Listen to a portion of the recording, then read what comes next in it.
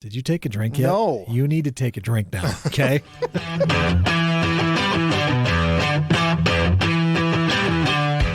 Hey, everybody. Why did you clap? So I know where to mark it on the little audio part here, since we've been rambling on for 5 minutes before we started. Just cut out the part that might be incriminating. We'll be all right. I don't know. Maybe I'll leave that part in case I need something from you, Rob. Oh, boy. You already get me to buy all the whiskey. I don't know what more you want. Didn't buy this whiskey at all, and this is what we're going to talk about today, okay?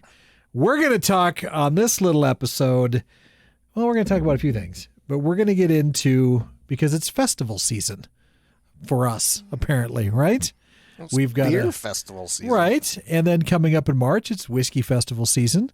Yeah. And then we might add a third festival season into this, too. Whiskey's March 9th, if any of you care. Now, wait. We're sure? Oh, yes. I talked to John today or emailed John today. So it is going to, okay, because we were saying the first Saturday in March. Now we're saying. It was the first Saturday in March, but now it's the second Saturday. And it's going to be the second Saturday. Okay, so you're hearing it right here on the podcast. Mountain West Whiskey Festival, March 9er, 2024, which will be the day after my wife and my sister's birthday. Oh, so good. It'll be their birthday weekend. A treat. Yes.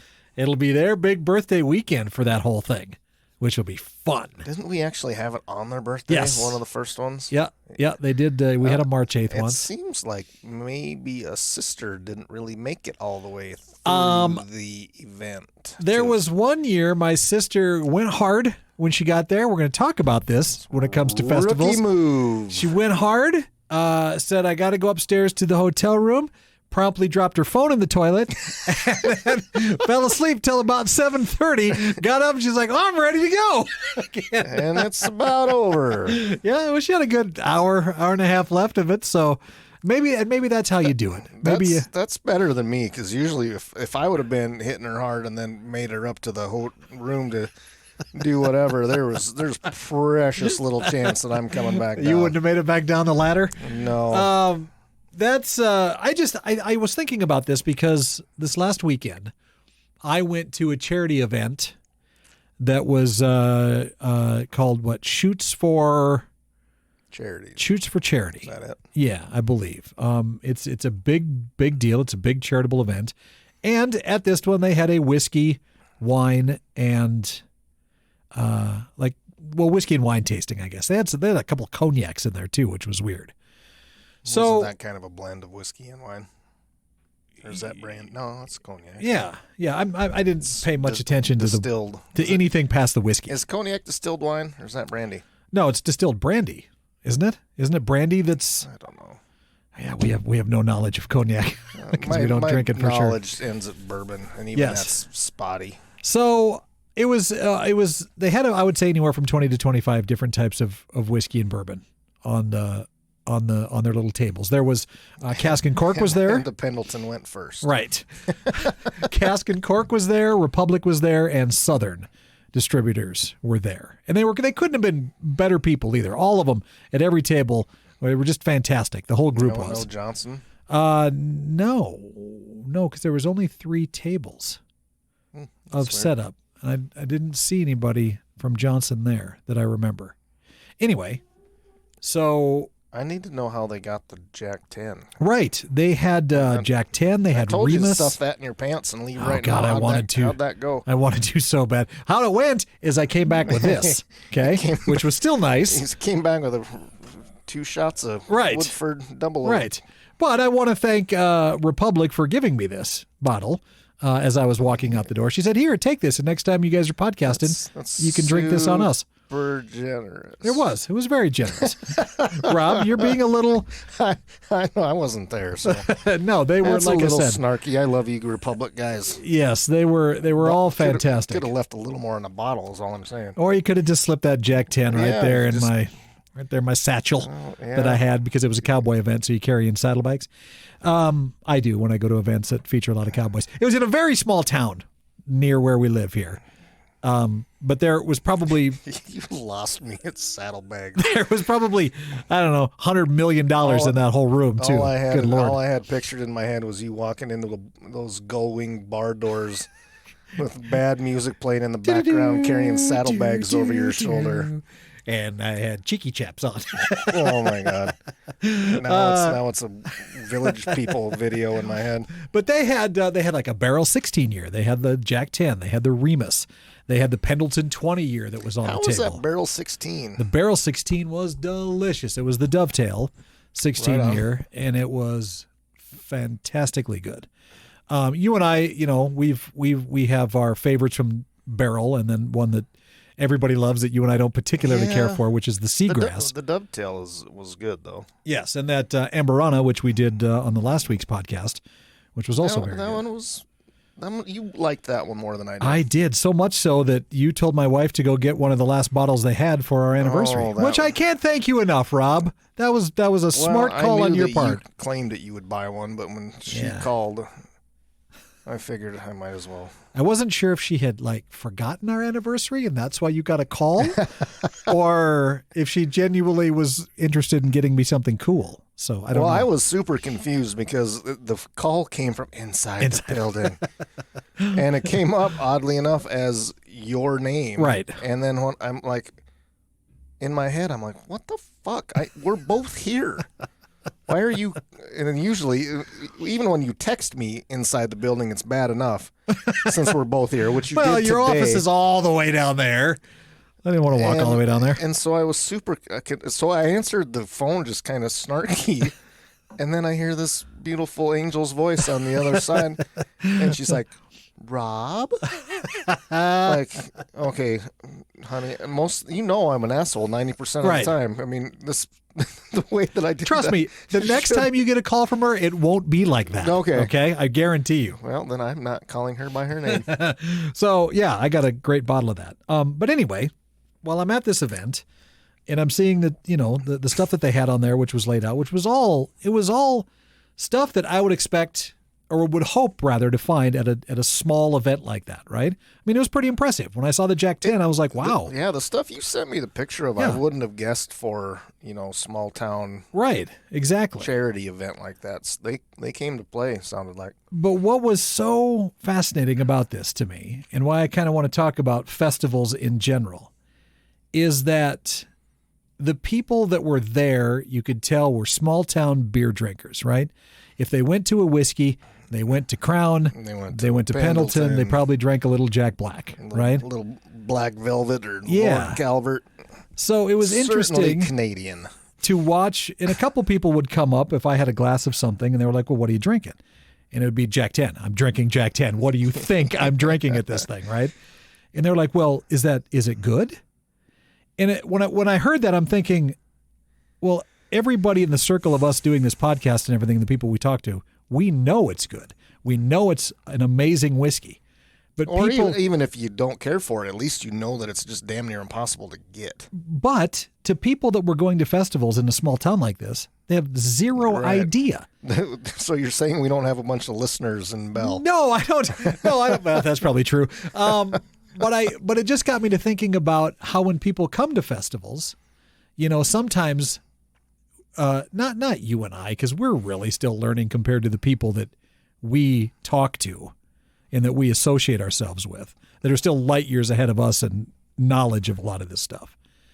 But it just reminds me that, man, there are so many people out there that it's overwhelming, really, when you want to kind of break out of your bubble to try something different, where to start on stuff like this, right? Yeah, I remember the first event that we did, our first Mountain West Whiskey Festival, and it was I was pretty full by the end, Well, and you take this small 20, 25 table bottle or bottles of whiskey, and then you take that times 4 on what we bring to our event, and it kind of made me sit and think of, God, was I ever like a douche to somebody that came in and was asking questions, or, was I ever like, well, how do you not know that? How do you not know that this is good?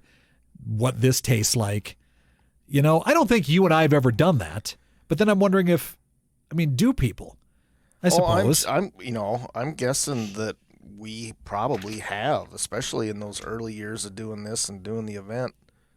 You don't know that it's this you don't know that it's a stupid question. Right. You know, you're starting at ground level and trying to gain knowledge, while these guys are distributors and distillers that, you know, they live these details day in and day out. You know, it's their livelihood. They have to know this stuff. They, you know, how many of those guys in the room drinking Pendleton or Crown have ever heard the term mash bill? Right. You know, that's a big thing in the bourbon world. Canadians, I think, is less so, but I don't know that. You know, I'm not a big Canadian drinker to begin with, so, you know, it's a rye-based whiskey typically, but, you know, what other stuff are they mixing in with? I don't know. Well, and you go with what you know, because it was interesting. The VIP bottles at the table were like the Remus and the Jack 10 and the Dovetail 16-year and the Pendleton 20, right? Mm. Well, the Pendleton 20 obviously went first, because to a lot of these people that don't know a lot about this, they know the name Pendleton. Right. And they're like, oh my God, that's a 20-year. That is fancy, right? And sure, it might have been good, but, you know, I don't particularly care for Pendleton. Although we did have a 43-year-old Canadian Mist that was pretty good, right? So maybe another 20 years, maybe the Pendleton 40 would be amazing, possibly. I don't know. I bet that Pendleton 20 was nice. Probably was, but... I mean, Pendleton is smooth to begin with. Right.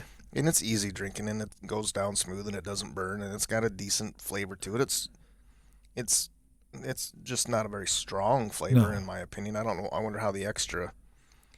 you know, whatever 10 or 12 or 15 years, what that does to it. Does it add more of that oak flavor to it, or does it just take it away and smooth it out more, you know? But do you think the overwhelming nature of what's available, and even for our whiskey festival, do you think it drives people away because it is just too much?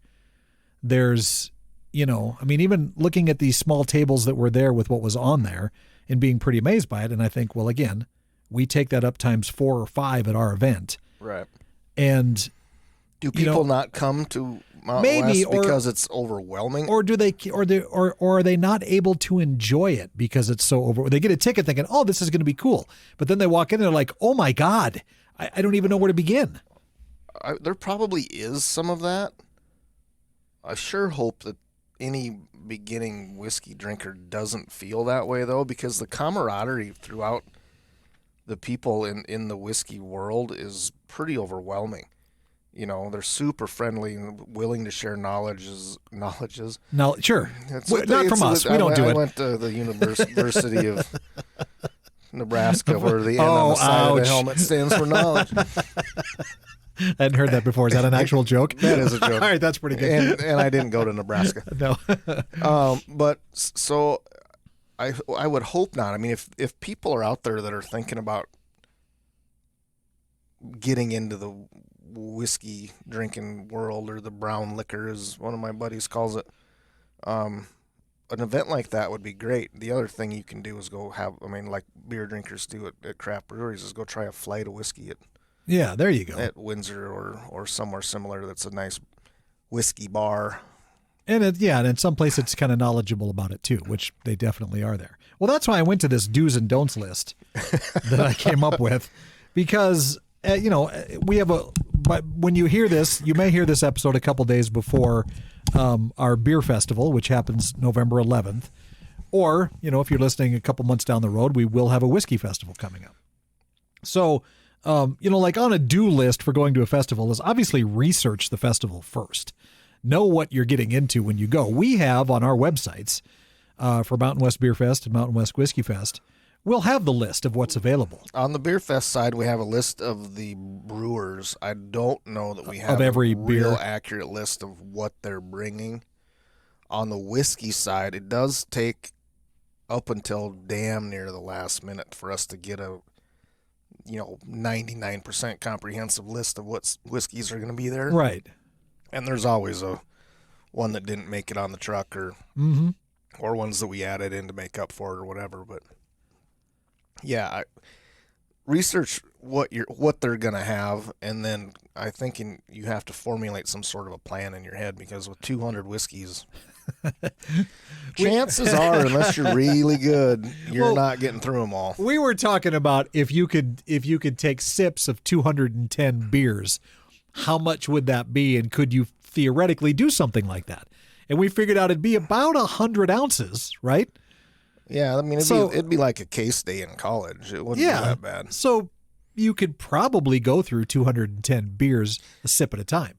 But even with whiskey, you can't do that. No, the beers, it's going to be the difference in you're going from a super hoppy IPA to a 12 or 15% super dark barrel aged something. So you're gonna run into a pretty severe alcohol, percentage difference. But you will with whiskey too. You'll go from an 80 proof Crown up to 140 proof some instance. Yeah.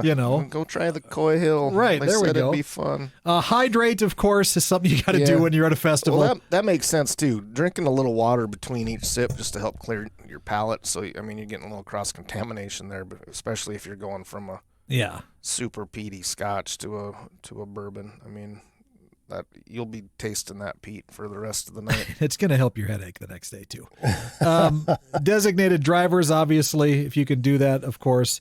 You'll always get a tasting glass at our events as well.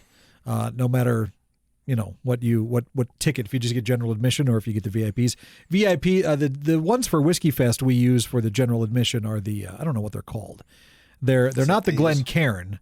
But they're those, yes, whatever those are. The Bourbon Trail glasses. Yeah. They're just a little bit wider, a little more tulipy than the. And so the Glencairn are a little fancier, but you'll always get one of those, and you should always use that because there's a reason why whiskey glasses are shaped the way they're shaped, especially with Glencairn glasses.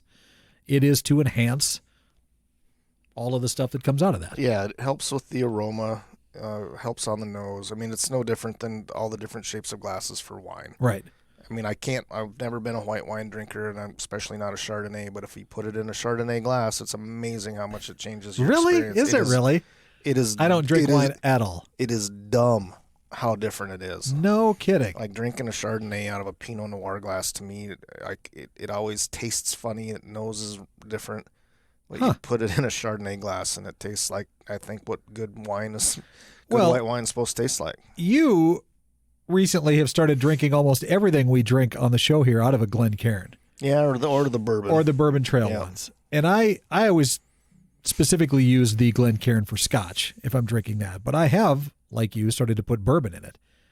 And I think it's better. I do think it comes out a little better when you want to really get into it. If you just want to sip a whiskey, you put it in a rocks glass. Yeah, drink it out of the bottle.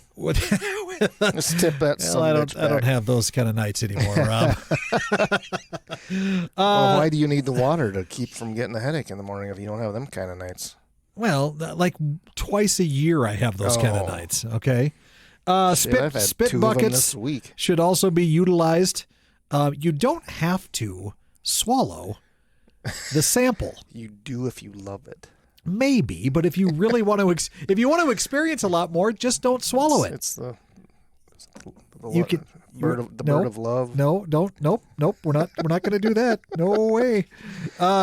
They're usually. I've already swore on here. I know. I can't make a dove and swallow. I had to go look at the time marker of when that happened, so I can go back and fix your potty mouth, Rob Henry. Start light, obviously. Lower 80 proofs are a good place to start. Yeah, work your way up. Well, and that also, though, it also primes your palate for what's to come.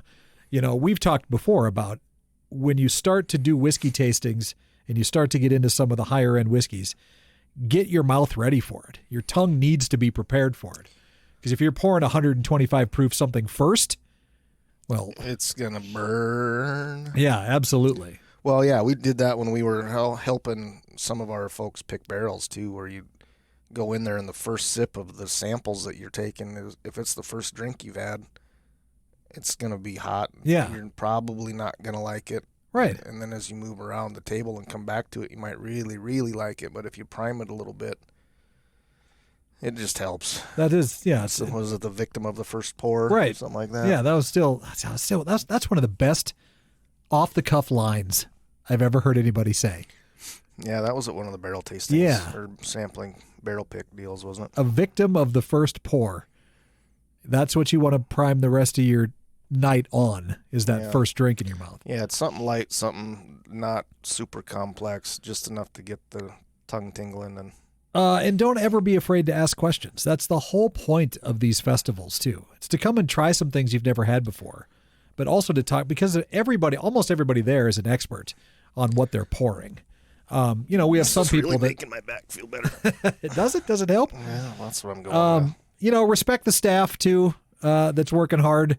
A lot of times when you go ahead, you can you can kill that bottle. Well, there wasn't much left, and I know how you are, so you probably have to go to Taco John's or something. I do. It's Taco Tuesday tonight, so we are going. And the Apple Grande is back. So, thank boy. God. Never had one of those in my entire life. Are you kidding?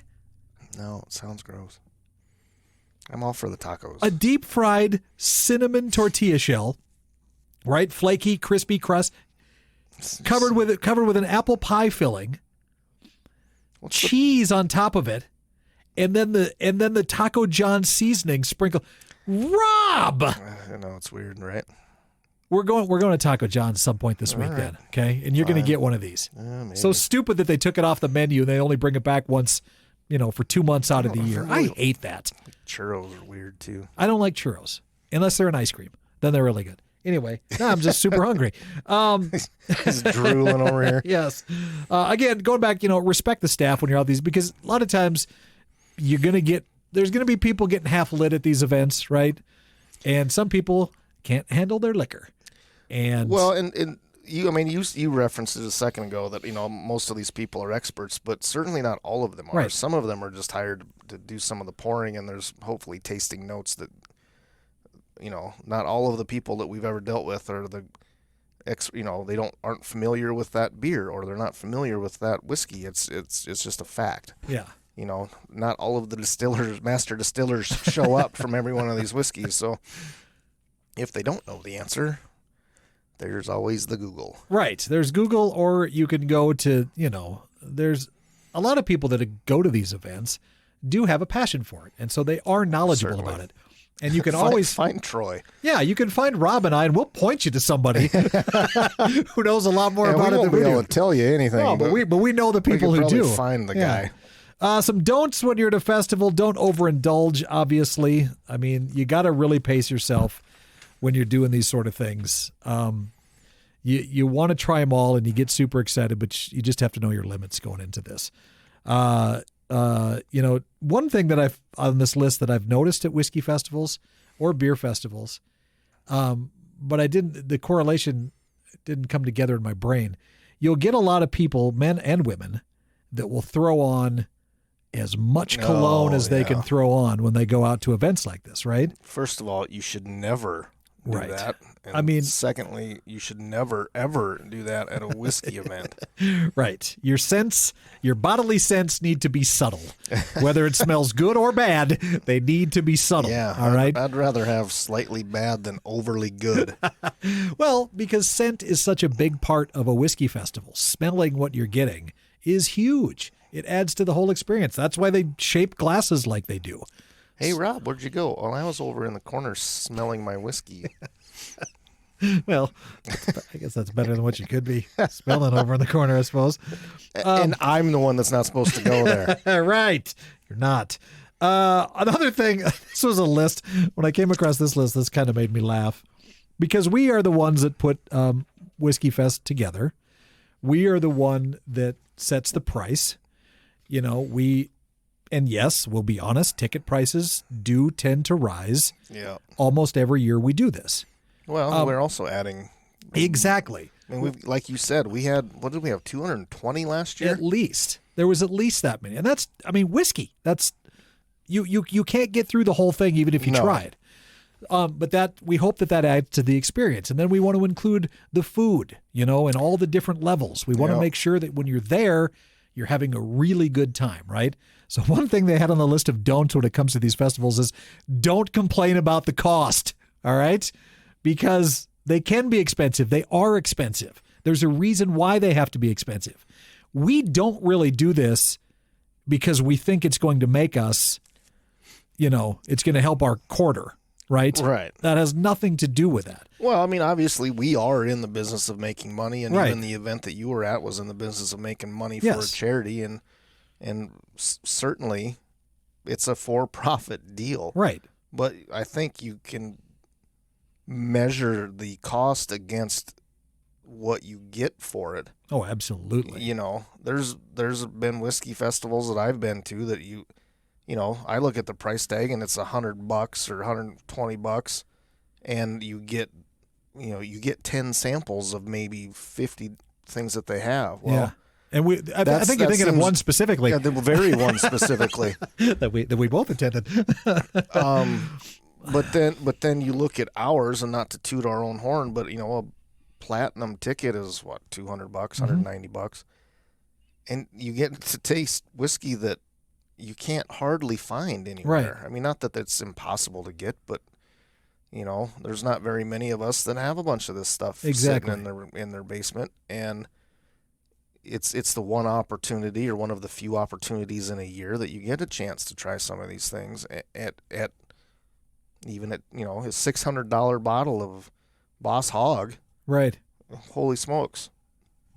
Yeah, and you're in that platinum room, and you get the pour, and then there's 20 other bottles sitting there like we had last year, right? So it's one of 20 bottles that there's a good chance you won't be able to taste anywhere else unless you're dropping anywhere from $250 to $600 to $700, $800 on a bottle of whiskey, right? Well, yeah, I mean, I haven't done the math in the whiskey in the platinum room, but I bet last year there was $2,500 or $3,000 worth easily, of booze in that room, right? And again, I know I'm not doing this podcast to make it a giant commercial for our Whiskey Fest, but just there are more and more of them that are popping up anymore, right?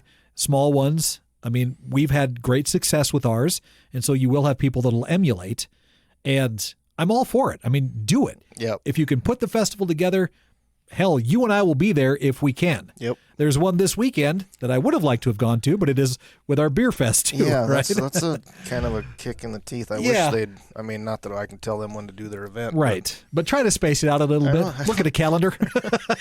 They've done that. It hasn't been that way every time, because we've been able to go a couple of different times, but for the last couple of years we haven't been able to. Right, because it's just been on times when we have events that we're putting together.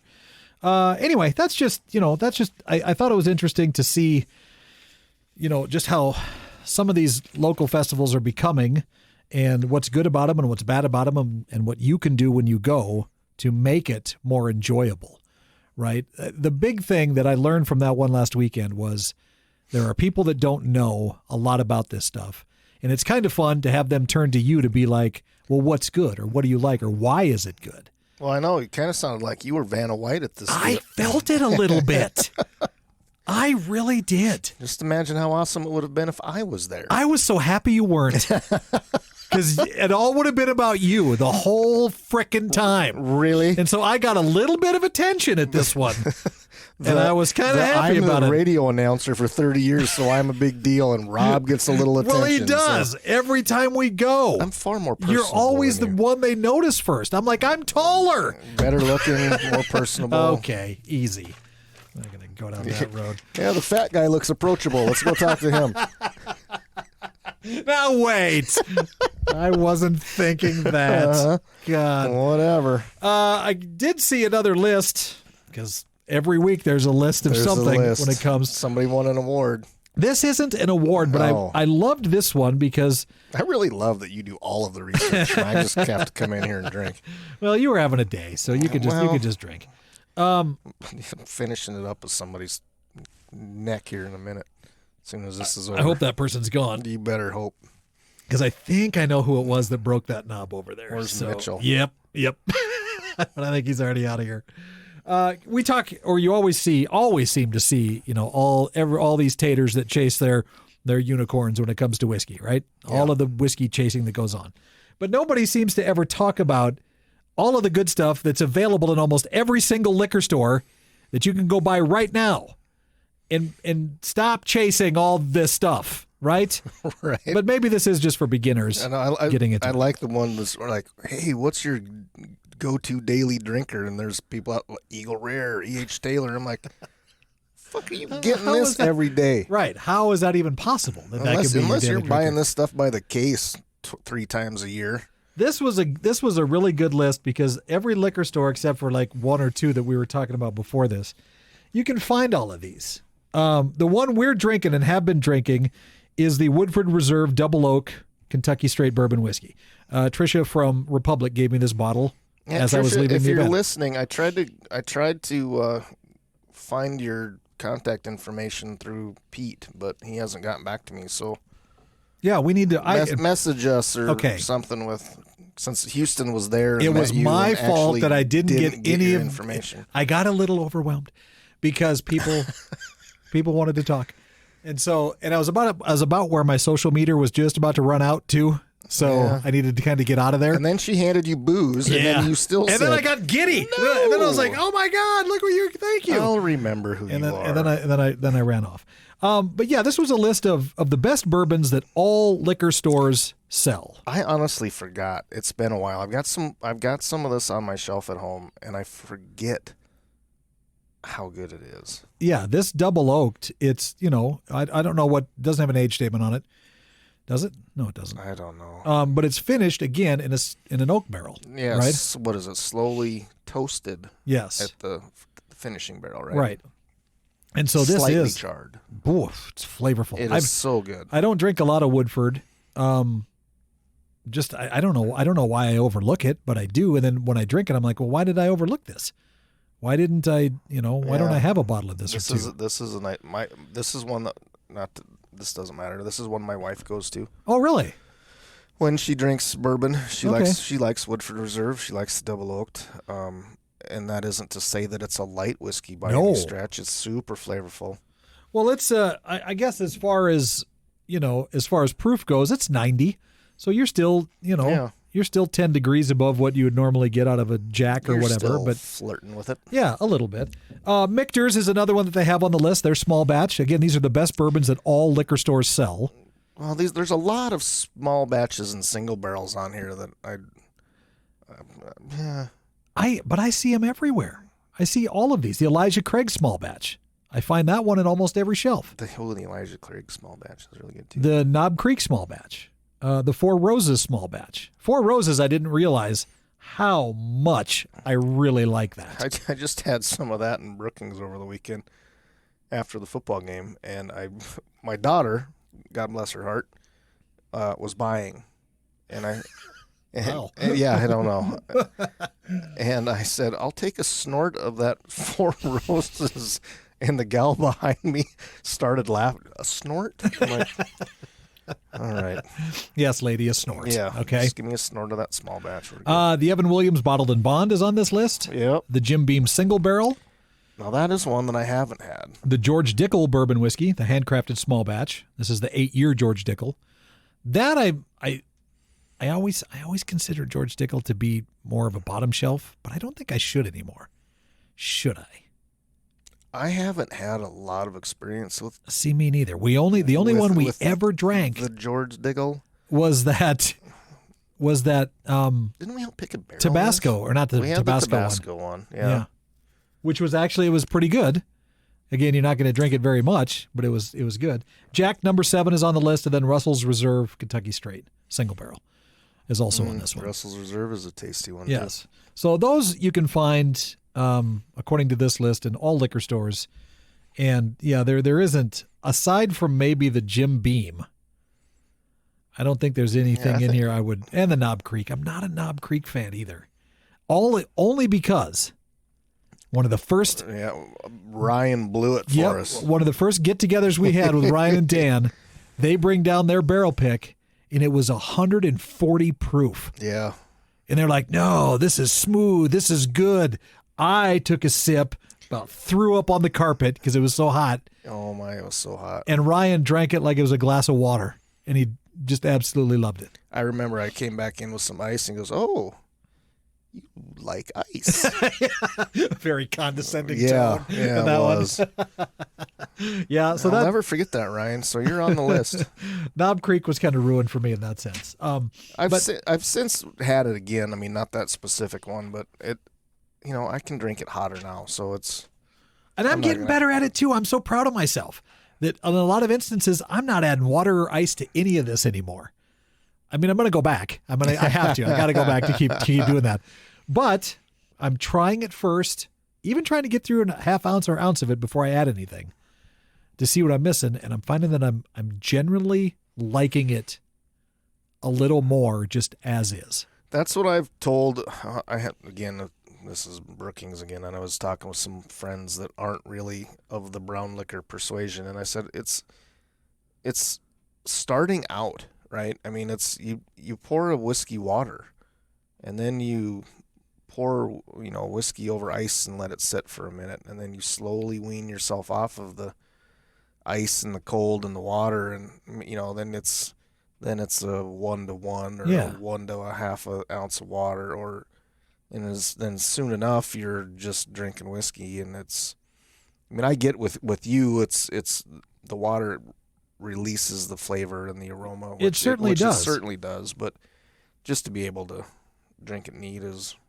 Well, you look easy. You look so much cooler when you can just drink it neat. Just, it's just that much more time you can spend drinking it than farting around with My it. favorite thing is, though, when you go to a bar and you order it and you ask for it neat. And sometimes you get that look like, oh, really? From the bartender, from whoever. Like, you can handle this, huh? Yeah, I can. I know, my favorite is And then as I turn away, I pour some water. I go in and I order Jack on the Rocks, and they're like, well, what do you want with that? Ice? Like, what? That's probably pretty surprising. Yeah, to a lot of I don't. You're one of the few people I know that does just drink Jack on ice. Oh, it's still, yeah. It's your comfort whiskey. It isn't is really. Totally. I really do enjoy it too. Speaking of that, next week there's 4 of us. What are we doing next? Oh, are we going to do the Dickel versus Old Number 7? I want to do this because as I was putting this entire show together while you weren't doing anything, I was... You want me to stretch you out before you pat yourself on the back next time? Well, I just got down a little tiny rabbit hole. We've talked about the Lincoln County process. The things that we can consider as work in this office are... Yeah. We're not laborers, okay? Let's put it that way. Our job is not labor. But anyway, so Lincoln County process, a lot of people are familiar with it. If you're not, I'd like you to tune into next week's podcast, because there are 2 major distillers in the country, some little ones too, but the 2 major ones are Jack Daniel's and George Dickel. They use this process called the Lincoln County process to make their whiskey. And it has to be used in order to be called a Tennessee whiskey. I don't know. There is another distiller in Tennessee. It was grandfathered in though. Yeah, it was the Briar the nearest green is what it's called. No, wait, that's not the nearest, not the uncle nearest. It's nearest green Briar. Yes. Something like that, right? Yeah, okay. Anyway, that's not what I'm talking about. Yeah, but they don't use their Tennessee whiskey, but they don't use have to use the Lincoln County process. Okay. So I want to take a bottle of clear. original Dickel and a bottle of number 7, and I want to side by side compare these 2 to see what's up. I'll have to see what Dickel I have at home. Can we do that? We'll have to fetch one. Okay, we'll go get it. I don't have Jack at home either right now. Don't you? I have a bottle of Jack for the first time ever. I have a bottle of Jack Black sitting in my house. I do not. I'll bring mine in then, so you don't have to worry about it. I will have more. Although I was going to say, I'm pretty sure you'll be running to the store tonight. So well, there's a situation. Yes. All right. Well, I'm glad your situation is mostly worked out. Yeah. Let's put it that way. It's worked out. Okay. But I've noticed you've stopped shaving too, so I don't know if that's part of. I don't know. I was because I was on, and the hotel room wasn't very conducive. To shaving? Well, no mirrors or generally I shave in the shower and I just use regular hand soap to shave, which is whatever. It's totally fair. I get it. And the soap wasn't very good, so I didn't shave on Saturday or Sunday, and then it was Monday, and now it's Tuesday, and Well, you've been looking at me for a Kinda couple like of to months hell now with in it. Oh, mine. Shit, I'm gonna lap you here by the time Beer Fest is happening. I know, that's what's going to suck. You'll have a fuller beard than me in a week. It's taken me 3 months to put together. You have a nice beard. Mine's not. It's coming. Yours is full. It fills out. I mean, your whole face is beard. I look like a Ewok. A little bit. All right, everybody. That's balding on top. Thanks for listening.